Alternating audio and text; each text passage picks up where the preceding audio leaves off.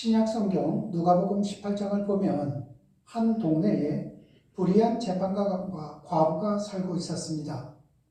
성경에서 과부는 가장 연약한 사람의 상징입니다. 이 과부가 억울한 일을 당해서 불의한 재판관을 찾아갑니다. 그리고 자신의 억울한 일을 재판관에게 풀어달라고 호소를 했습니다. 과부는 한 번뿐만이 아니라 자주 찾아갔습니다. 그런데 성경은 이 재판관을 가리켜 불의한 사람이라고 표현을 합니다. 자기 직책을 이용해서 자기 사익을 추구하는 사람이라는 뜻입니다. 그런 사람은 절대로 판결을 곱게 하지를 않습니다. 자기 주머니를 먼저 생각합니다. 뇌물을 받아야만이 유리하게 판단을 해주는 사람입니다. 그런데 이 과부에게는 돈이 없습니다. 돈이 없기 때문에 재판관에게 뇌물을 줄 까닭도 없고 형편도 못 됩니다. 그리고 재판관은 그러한 과부의 소리에 귀를 기울이지 않았습니다. 그러나 이 과부는 자꾸만 찾아갔습니다. 한 번만 찾아간 것이 아니라 계속 찾아갔습니다. 그러자 어느 날 불의한 재판관이 이렇게 생각을 합니다. 내가 저 연약한 여인의 이야기를 들어주지 않으면 앞으로도 계속 찾아오겠지. 그러면 내가 귀찮으니까 이번 한 번만 봐주자. 주님께서 이 말씀을 하시고 누가복음 18장 6절로 8절 말씀을 통해서 이렇게 말씀을 하십니다. 주께서 이르시되 불의한 재판장이 말한 것을 들으라. 하물며 하나님께서 그 밤낮 부르짖는 택하신 자들의 원한을 풀어주지 아니하시겠느냐? 그들에게 오래 참으시겠느냐? 내가 너희에게 이르노니 속히 그 원한을 풀어주시리라. 불의한 재판관도 불쌍한 과부가 뇌물도 없이 와서 계속 부탁을 하면 귀찮아서라도 그 부탁을 들어준다면 하물며 하늘에 계신 하나님 아버지께서 택하신 당신의 백성의 기도를 왜 들어서 응답하지 않겠느냐는 것입니다. 주님께서 쉬지 않고 계속 기도할 것을 가르치시면서 바로 이 비유로 말씀을 하셨던 것입니다.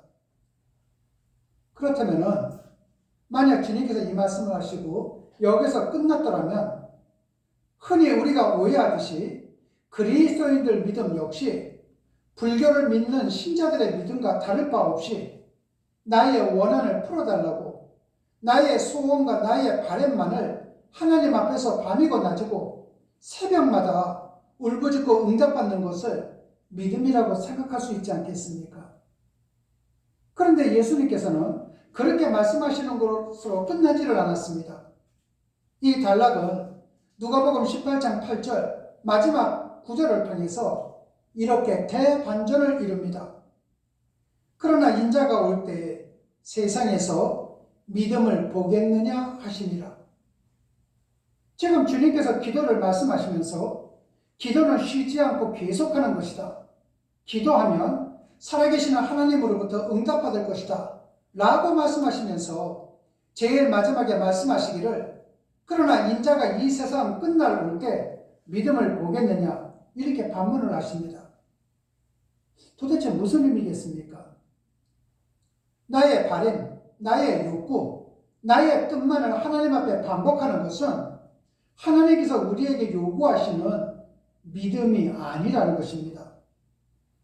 내가 나의 소원만을 아뢰는 것이 그래서 응답받는 것이 믿음이라면 불상 앞에서 기도하는 불교 신자나 십자가 앞에서 기도하는 그리스도인이나 무슨 차이가 있을 수 있겠습니까? 인자가 이 세상 끝날에 다시 올 때 믿음을 볼 수 있겠느냐? 주님께서 이 세상 끝날에 다시 오실 때에도 그리스도인들 가운데 대부분의 그리스도인들은 언제나 그랬듯이 자기 생각, 자기 뜻, 자기의 바램, 자기의 소망만을 위해서 하나님 앞에 기도하는 그 자체만을 믿음이라고 오인할 것이라는 의미입니다. 여러분, 믿음은 하나님에 대한 알미, 아는 것으로 끝나지 않고 아는 것으로만 끝난다면 그것은 믿음이 아니라 관념이 되는 것입니다. 여러분, 그러나 믿음은 관념이 아닙니다. 믿음은 삶입니다. 그래서 기도는 하나님에 대해 알기 원하는 것을, 하나님의 뜻을 구하는 것을, 아뢰는 것을 기도라고 이야기를 하고, 그렇게 알게 된 하나님의 뜻을 우리 모두가 삶으로 보여줄 때 그것이 바로 믿음이 되는 것입니다. 믿음은 추상적인 단어입니다. 왜냐하면 보이지 않는 하나님을 믿기 때문입니다. 비록 하나님이 보이지 아니한다 할지라도 그 하나님께서 주시는 말씀을 통해서 내가 말씀대로 살아가는 겁니다. 살아가는 속에서 내가 변화가 되는 것이 믿음이요 은혜가 되는 것입니다. 많은 그리스도인들이 주일 예배가 끝나고 난 뒤 나가면서 목사님과 인사를 합니다. 그리고 은혜를 받았다고 인사를 합니다. 여러분, 은혜를 받았다는 말이 무슨 의미겠습니까? 목사님, 저는 지금까지 저 사람이 또는 이 사람이 제 아내가 제 남편을 증오하면서 살아왔습니다. 저는 지금까지 그 모든 잘못이 저 사람에게 있고 이 사람에게 있고 내 남편에게 내 아내에게 있다고 확신하면서 살아왔습니다. 그런데 오늘 목사님 설교를 들으면서 그 모든 잘못이 상대에게 있는 것이 아니라 나에게 있다는 것을 깨달았습니다. 그래서 오늘부터 저는 제 남편을, 제 아내를 사랑하면서 저 사람과 이 사람을 이해하면서 살아갈 것을 결심했습니다. 이처럼 하나님의 말씀을 통해 삶이 변화를 받았을 때 그 사람이 바로 은혜를 받은 사람이 되는 것입니다. 말씀을 정리하겠습니다. 하나님은 우리의 모든 것을 다 알고 계신 분이십니다. 그럼에도 불구하고 나의 바램, 나의 욕구, 나의 뜻만을 이루기 위해서 하나님 앞에 기도하는 우리 그러한 불신앙의 사람들 또는 타 종교의 사람들과 차이가 나지 않는 그런 어린 신앙의 길을 걸어가지 마십시다.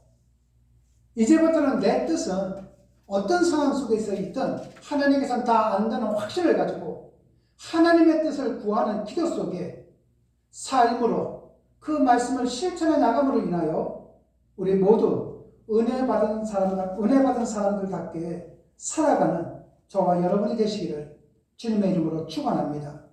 기도하시겠습니다. 사랑의 주님, 하나님의 말씀을 보고 하나님의 말씀을 들을 때마다 나는 하나님의 말씀을 외운다, 나는 하나님의 말씀을 안다, 이러한 그 위치에서 머무는 것이 아니라 내가 알고 내가 보고 내가 들었던 그 모든 말씀대로 살아가는 자가 될 수 있도록 은혜를 베풀어 주시옵소서. 주님 고맙습니다. 예수님 이름으로 기도드렸습니다. 아멘.